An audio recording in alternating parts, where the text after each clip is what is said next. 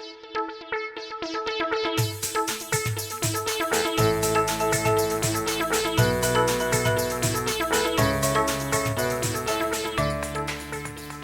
guys, well, in our last video I just did a brief overview of the wiring schematic, the components, the symbols on the schematic, and actually the location of the components within the panel. Now that I have some of these connections in, I can go ahead and lay out the top panel. Now that's where I'm running into a little bit of an issue, and let me show you what I'm talking about. Okay, so here is the top of my panel, and you can see I've kind of gotten it laid out a little bit. So I'm going to have an outlet for my computer monitor. This one will be switched on with my solid state relay, and this will be for my coolant. And you can kind of see there's already cutouts in the panel. These holes just, they don't line up with the panel. So for my outlets, I'm like, what am I going to do? Well, I could have just cut it out and then put a cover plate like this and mount it in there. That looks fine. I could go that route. I would have an extra outlet, but I don't really need that. So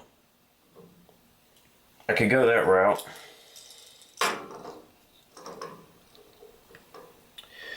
But if I went with this configuration, it would be a little bit nicer. Then I'm going to have my stepper motors. I need 3 holes for that, X, Y, and Z. You can see there's some holes already here, and so I could just make another hole, and I could get my stepper motors, X, Y, and Z. And then I'm going to need holes for X, Y, and Z limit switches or home switches. I don't really use limits. I just use the soft limits in Mach 3 and go with the home switches to reference. Then I'm going to need a slot for my DB25 connector. This will go out to the PC, and then a ribbon cable will connect inside to my C11GS board. I'm going to need my control circuit for my e-stop, start button, spindle lock, door switches, interlocks. So those will be coming through a plug as well. I don't know if I'm going to be using a Canon plug or if I'm going to be using a smaller Aviation type plug. Haven't quite decided on that yet. I've got some smaller ones, multi-pins. Probably end up going with the smaller ones just because this is kind of big and bulky. And then we're going to have our plug going out to our spindle motor, and a fan to draw air in. And so I'm going to have to make holes into this plate anyways, and because of the way this lines up, and I'm not going to have much space up underneath my pan once this is in place for plugs to come out. I'm not going to have a whole lot of space. I also got to put my incoming power plug somewhere. And so, you know, I can move some of this stuff around. And if I make a new panel, then I could, you know, I could even put them like so. And then have power coming in maybe. And I could put my fan more maybe right here. And then something like this. I need to lay it out. But with all these extra holes and stuff, it just wouldn't work out. So what I decided to do was just get a piece of sheet metal and just remake a top plate instead of trying to use this one and figure out how to go around all these holes. It just didn't seem like it was going to work out right. So I just decided to get a piece of aluminum sheet metal. Well, I didn't have any around. So what I ended up doing was I just went to my local home store and I got a kick plate that goes on to the bottom of your door. This is 8 inches by 34 inches, and I'll be able to, and this is a nice thick solid piece of aluminum. And so I'll just use this to make all my cutouts, and it should be good. So what I'm going to do now is I'm just going to kind of lay out everything and see how it's going to work out on this plate, and then start machining some of those cutouts.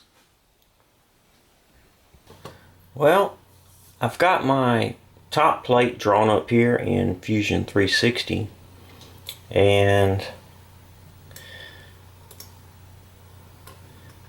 let me zoom in here. You can see we have our outlet for our computer, one for our monitor, one for our coolant that will be turned on with a solid state relay.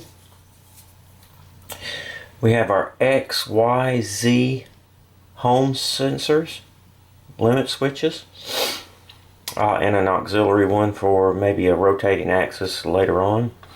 We have our X, Y, and Z motor holes, as well as an extra one for our, again, like a rotary axis, an A axis. We've got our cutout for our DB25, one for our fan to keep the cabinet cool. We've got our power coming in. We have a spindle going out to our spindle motor, and one for our control circuit. And again, this is just a piece of aluminum kick plate that I picked up at the home center. Goes in front of your door. It was only like, I think it was like $14 or $15. Not very expensive, and they didn't really have a piece of sheet metal that was the right size, so I picked that up, and it was actually a little bit cheaper, which is weird. The piece of material is 40 thousandths, which should be plenty. And so I've drawn it up here in Fusion 360, and I've went through the cam setup for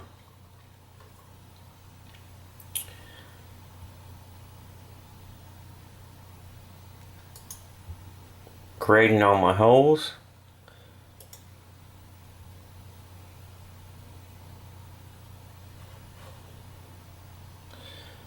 Let's see if I can get it rotated good enough here. There we go. So we're going to drill our 3 holes, our holes for our outlets here, and then we'll do our contours. I'll have to do it in 3 different setups because of the X2 is not that big. And then we're going to engrave it. We're going to drill our other holes for our other side, cut those out, and engrave those as well. So you can see, pretty straightforward and simple. So let me get the cam generated, and we'll get it in the X2 and get it milled out. Okay, we've got our first setup in here. We're going to do 4 holes and for the DB25 connector. And so there we go. We started the program. It's calling for our drill. We've got it in there.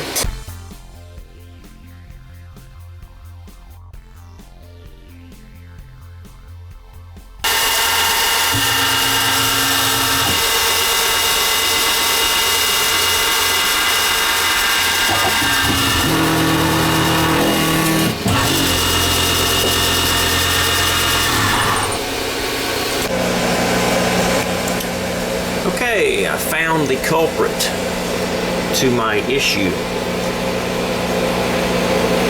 I went in here and edited G-code because, let me see if I can turn this off so you can hear. So I went in here and edited the G-code because I changed the tool numbers to match the tool numbers in my tool table. And you can see right here that I'm calling for tool 4. And then right here, 360 inputted a G43 move with a H3 for tool number 3, the height for tool 3. So, because my tool change macro already does the G43, I don't need to have that in here, and I can actually just delete this whole line. Now I didn't notice my drill was okay, and also my engraving, I did change the tool number for it to 18, and here's the G43 right here, and it's doing the same thing. Let me get rid of those. Okay.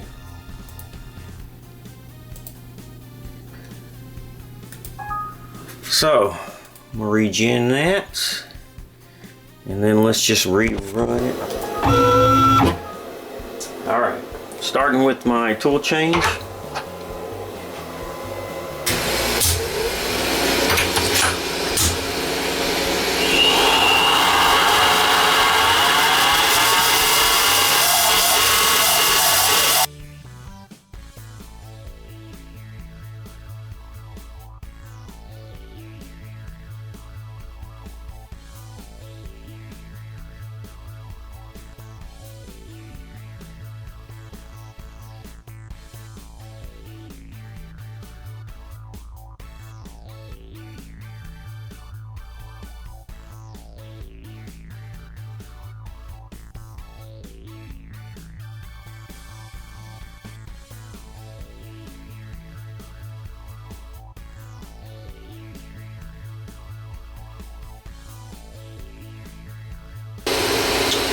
It didn't gum up too bad.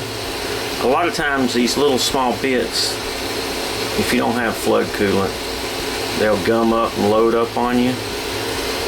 Didn't do too bad. Turned out okay. I'm getting a little bit better at cutting this thin sheet metal. It's a learning curve. Okay, so now I'm going to engrave. I've got a Tormac engraver, no spindle.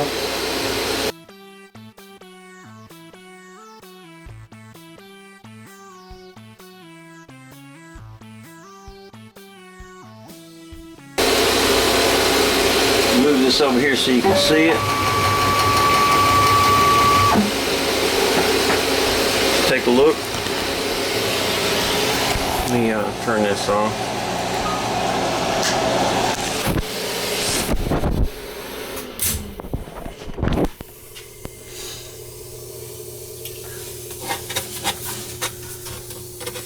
Turned out pretty good. Z motor, Y motor, X motor, and then my DB25, and of course always going to have a memory of this mistake right here, so that'll be nice to have.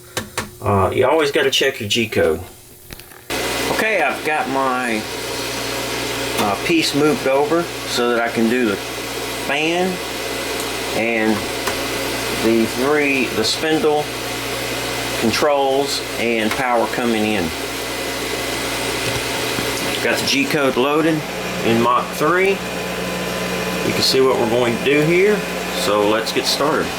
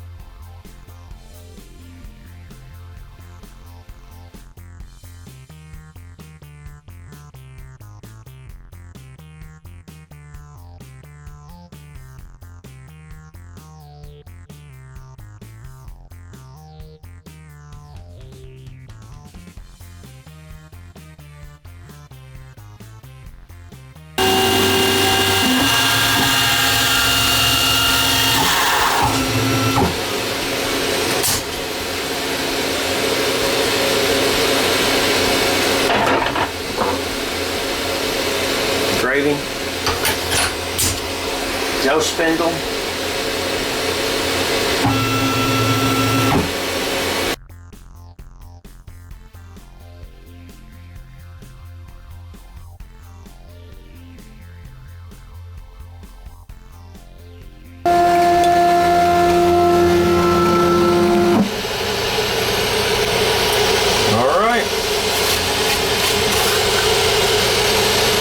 Good.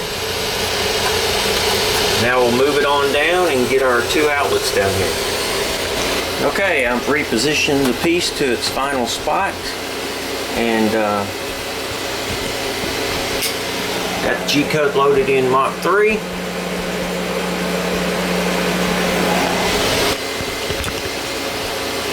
So let's get it run.